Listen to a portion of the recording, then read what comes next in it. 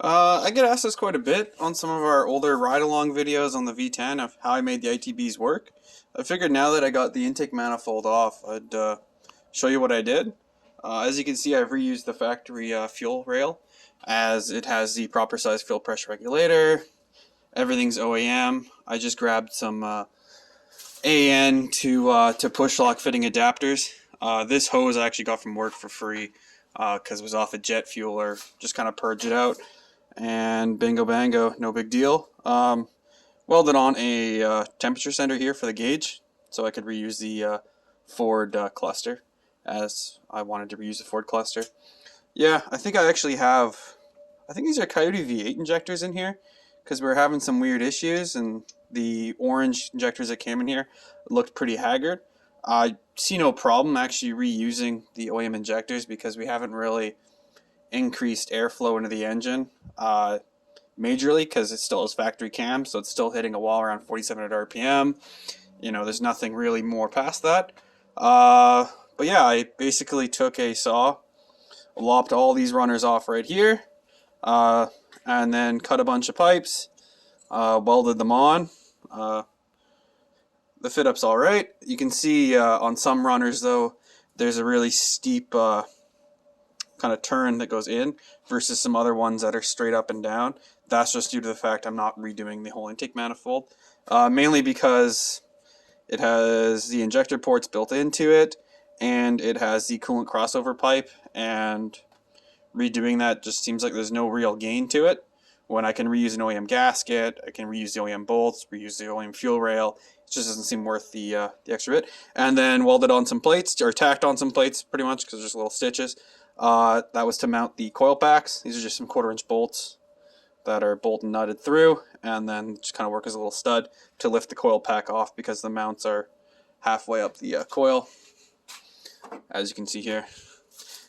This is just for the extra one. I think it went back here or over there, or no, yeah, this one went right here, and that was just for the last cylinder there, or first cylinder, depending on how you're looking at the engine. Yeah, that's pretty much it.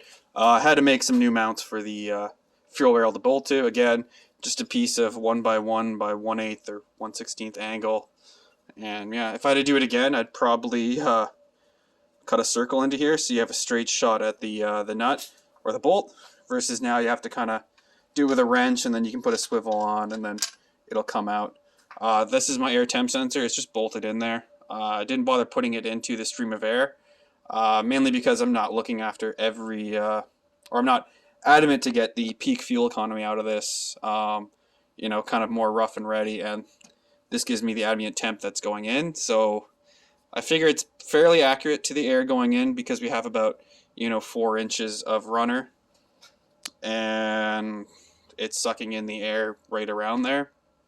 Sure, on cold startups you might have some issues, or warm running, where this intake manifold kind of gets to the same temperature as the cylinder head and as the coolant.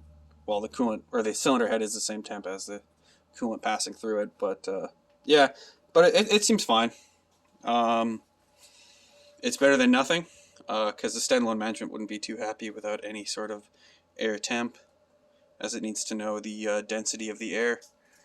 So yeah, and then I'll kick it over here, and then this is our tube we put in the center with the idle control valve at the back end, and that really equalizes all the pulses coming out, because if you put just kind of all the tubes together into one, with this engine being so big, long stroke per cylinder, you'd have a lot of pulses, and it might be kind of weird for it to one, get a solid map reading sensor, because that's what this line went to. So you have a nice solid map sensing or reader, and then your idle control. It actually worked pretty well. The only reason they snake over and around is because these lines didn't, they wouldn't want to go up and over.